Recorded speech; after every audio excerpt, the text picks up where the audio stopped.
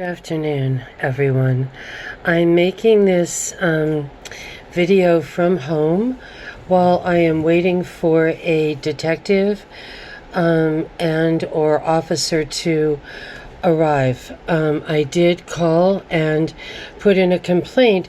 Now, the individual who had the blanket wrapped around him, I believe it was him. It could have been someone else, but there were two males who were very thin who followed me.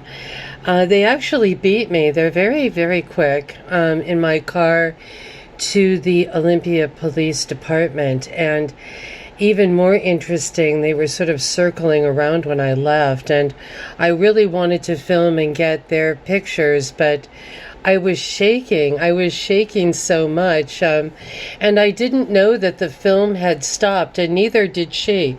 She kept screaming, "It's still filming, it's still filming." And I really thought that it was. So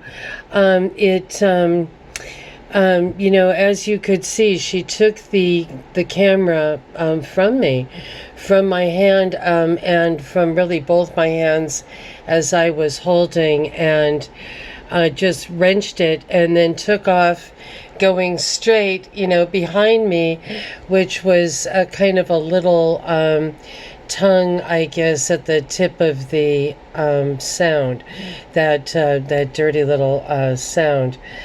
Kind of muddy spot. So there's kind of a quick, sort of steep little mini cliff going down into the water there. So she was heading down there, and here I was, I really was not even, looking back on it, I was not prepared. I was not wearing, jack boots or even rain boots or even sneakers.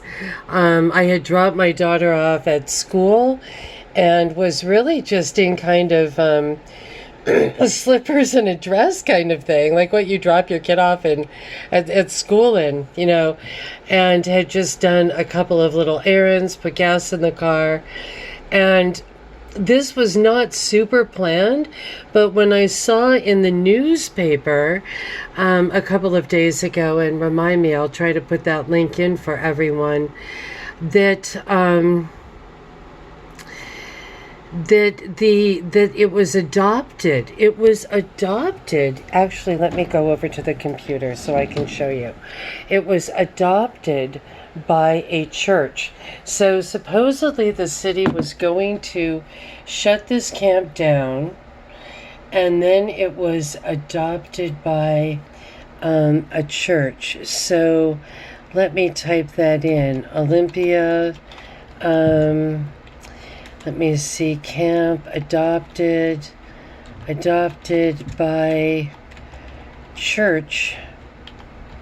Okay, so that was what made me think, okay, it's safe to go there. Not that I really thought it was unsafe for some reason, and I don't mean to jump ahead of myself, but weirdly, when I called the police, I talked to a really mean police officer, of all things, who just really kept going on and on about, how dare I go down there, and when she would ask a question, she wouldn't give me time to even answer it. It was so strange. I had never experienced anything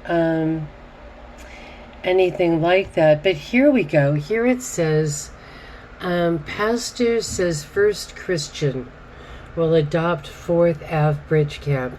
I'm sorry, I'm sort of locked out of the Daily Olympia, and I couldn't get to the article there, but there, just to let you know.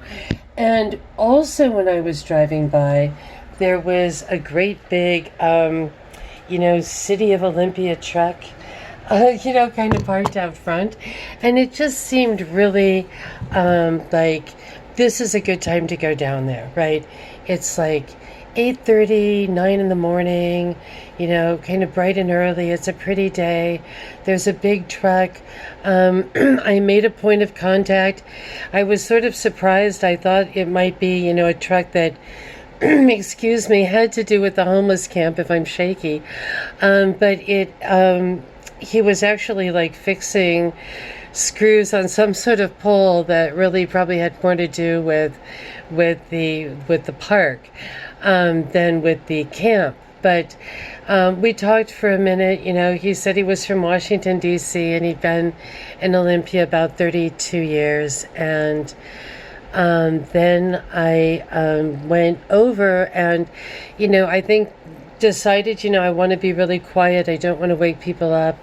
I just wanted an overview of what was going on, and especially felt that it would be safe since the newspaper had announced quite loudly that the camp had been adopted by a church. That was the term, adopted.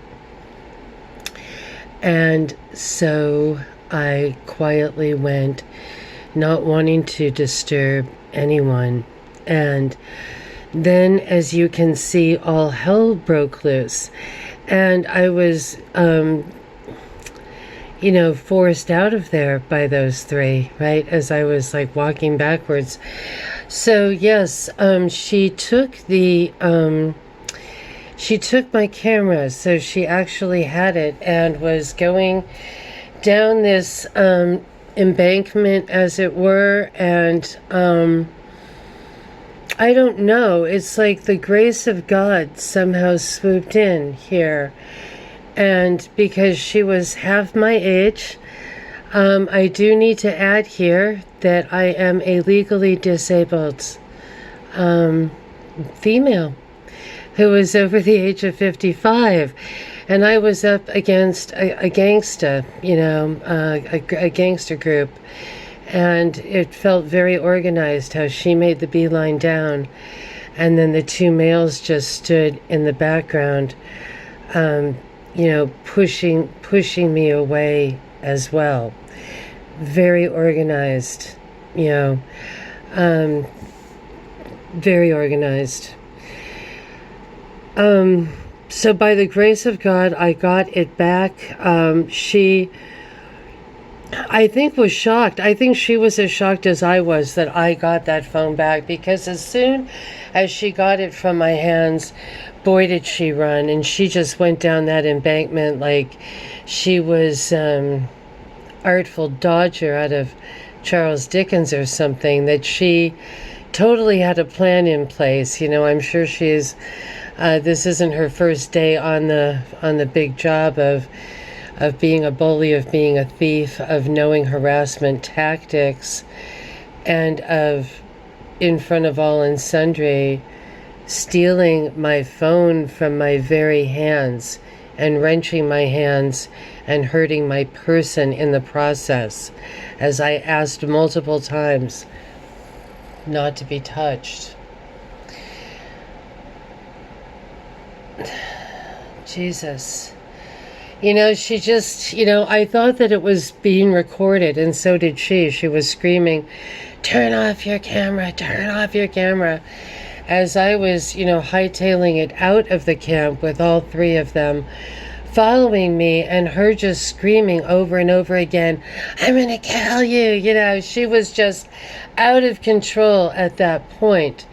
Especially when I got the camera back. But she grabbed it from me, went down that embankment, and I saw her eye on kind of far out this other way. I think she was going to go this long way round and leave me just in the dust. And so were these so-called men. They were, these so-called protectors. I don't know if Redbeard, the one that was on the front page of the paper, is he the liaison, the ombudsman? What do they call them now? Adopted? I love how libtards just use words so arbitrarily.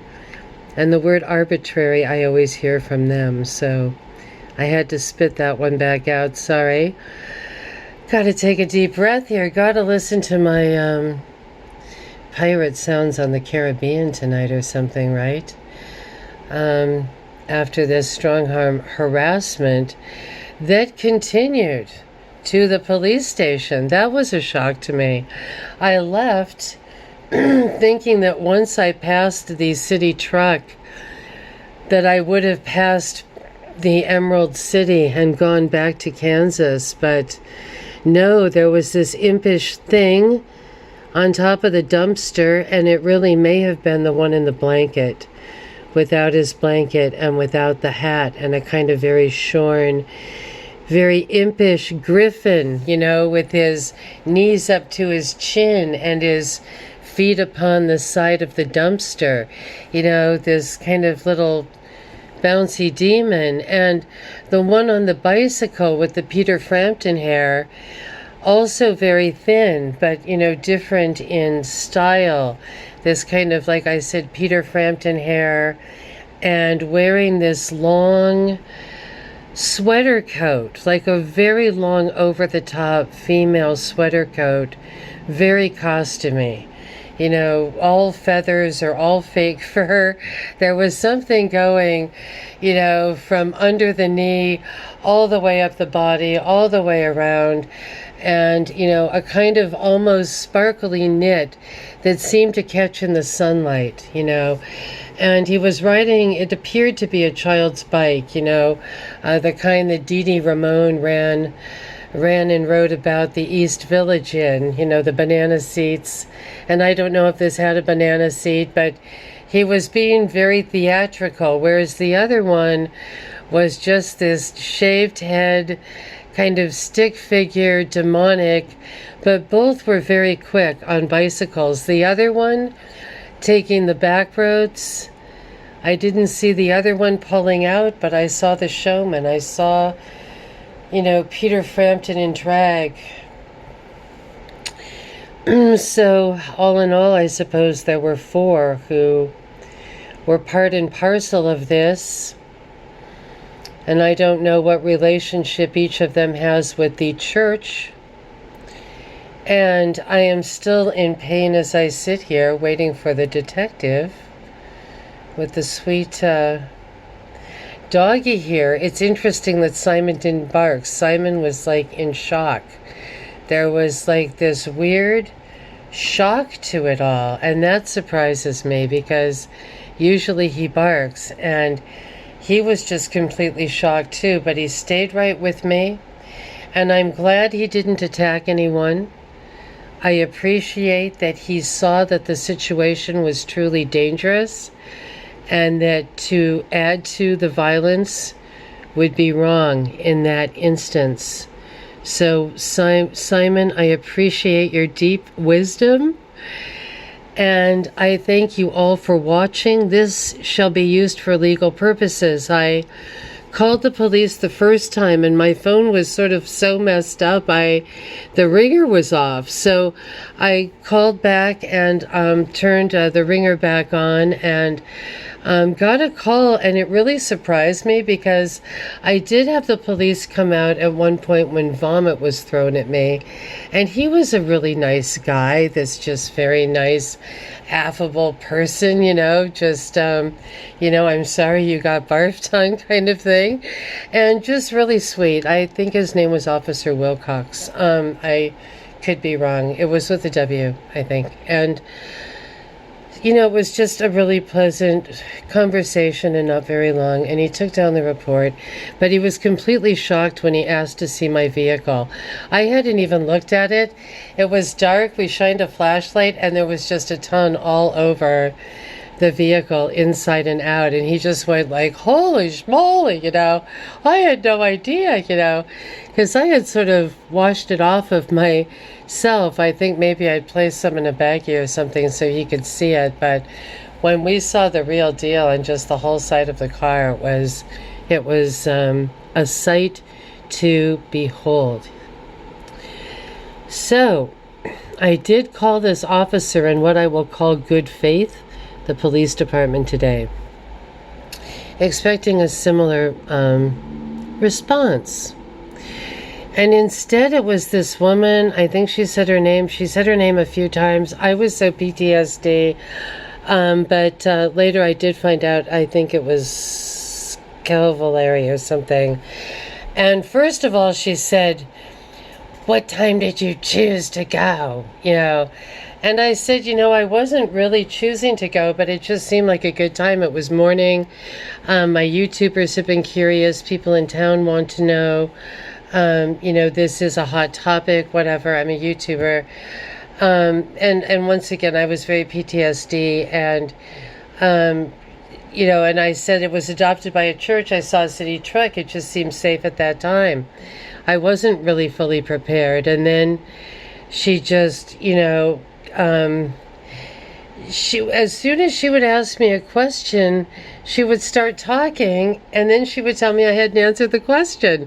It was totally bizarre. She was yelling at me at one point that she was going to hang up on me entirely.